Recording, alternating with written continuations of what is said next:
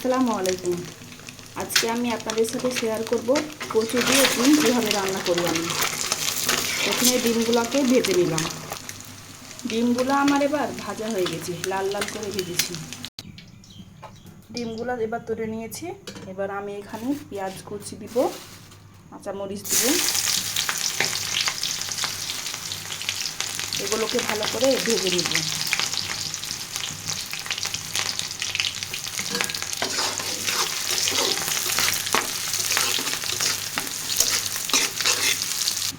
আমার পেঁয়াজগুলো ভাজা হয়ে গেছে। এবার আদা বাটা রসুন বাটা দিব।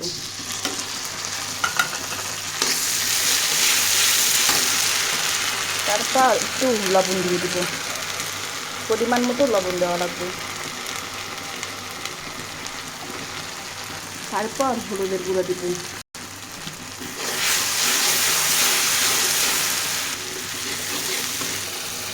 এবার মশলাগুলোকে একটু পানি দিয়ে ভালো করে এভাবে কষিয়ে নেব।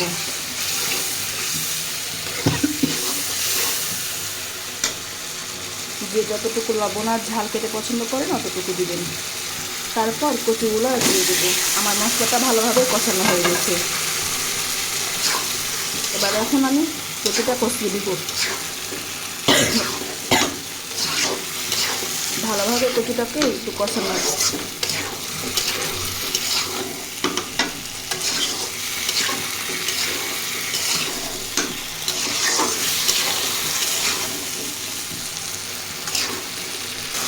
এবার কচুটা আমার ভালোভাবে কষানো হয়ে গেছে। আমি ডিমগুলো দিয়ে দেবো। এখন একটু ডিমগুলোর সাথে কচুগুলো কষবো।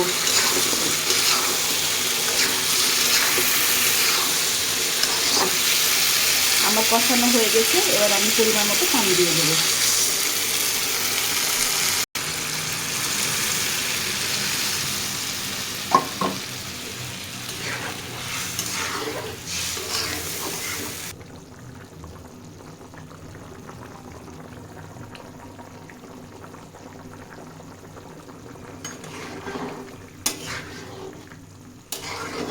কালারটা খুব সুন্দর এসেছে, একদম টকটকা লাল হয়ে গেছে।